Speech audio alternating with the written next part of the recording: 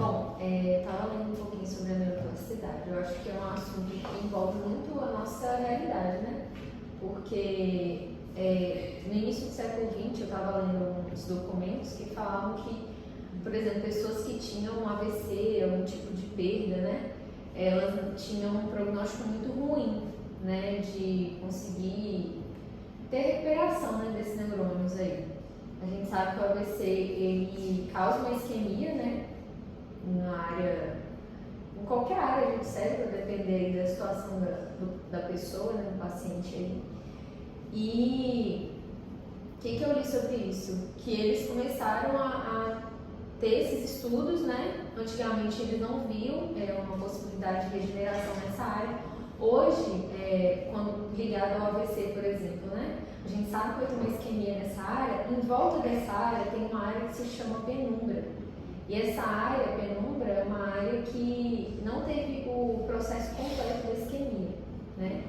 Aí eles dizem que essa área é a área que hoje eles conseguem fazer um processo de regeneração ali, né? Eles conseguem melhorar o prognóstico do paciente. Então, isso é um avanço muito, muito bacana, assim, dos estudos.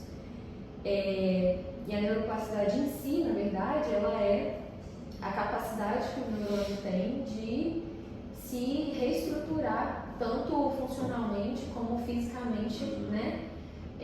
Através de processos externos e internos, experiências externas e internas da pessoa, um trauma também, né? Que a pessoa sofre. Modificado em relação ao ambiente, né? Isso. Até na questão mesmo da neuroplasticidade, na questão da regeneração. Exatamente. Que é em Estímulo relação... causa dano, no caso.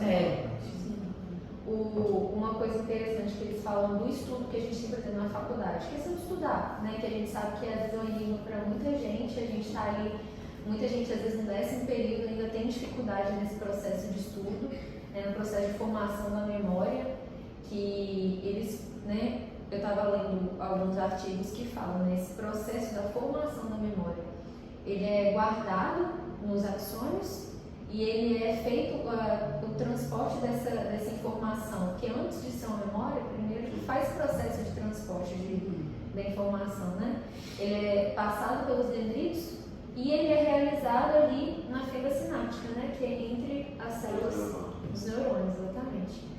E aí, essa memória ela é construída no transporte dessa informação.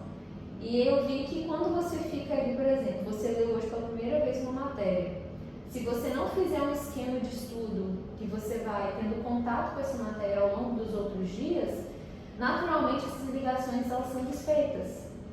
Então aquele percurso, aquela memória que estava sendo construída daquele assunto, o seu cérebro descarta ela. É como se fosse um mecanismo que ele cria